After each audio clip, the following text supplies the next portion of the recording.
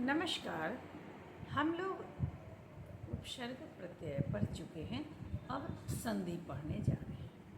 सबसे पहले जानते हैं कि संधि किसे कहते हैं। तो समझिए कि संधि दो वर्णों के मेल से उत्पन्न विकार को संधि कहते हैं, या कह सकते हैं कि दो समवर्ती वर्णों के मेल से जो विकार उत्पन्न होता है उसे संधि कहते हैं। संधि का अर्थ ही होता है मिलन या समझौता।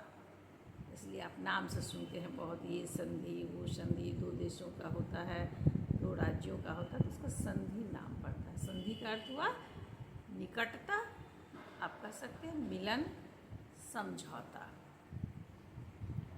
अब है कि शब्द में हम पढ़ रहे हैं संधि, तो शब्द में भी संधि क्या होगा? शब्द में भी संधि यही होगा जब दो शब्द अत्यंत निकट होकर मिलन करेंगे तो उनके अर्थ में परिवर्तन होगा, और जो शब्द का निर्माण होता है वही संधि से।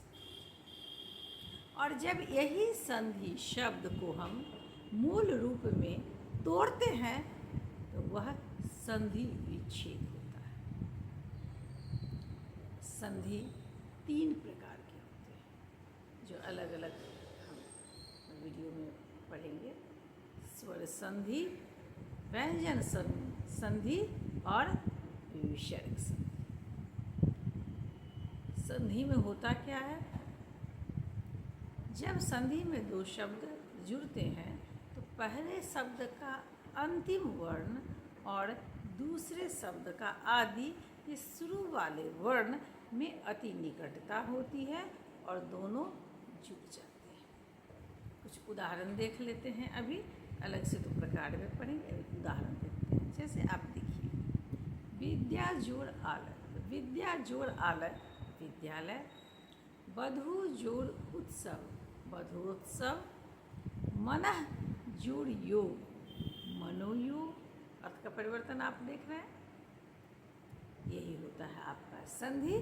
अगले वीडियो में एक एक करके पढ़ेंगे स्वर, व्यंजन और विसर्ग के बारे में। तीनों संधि महत्वपूर्ण है।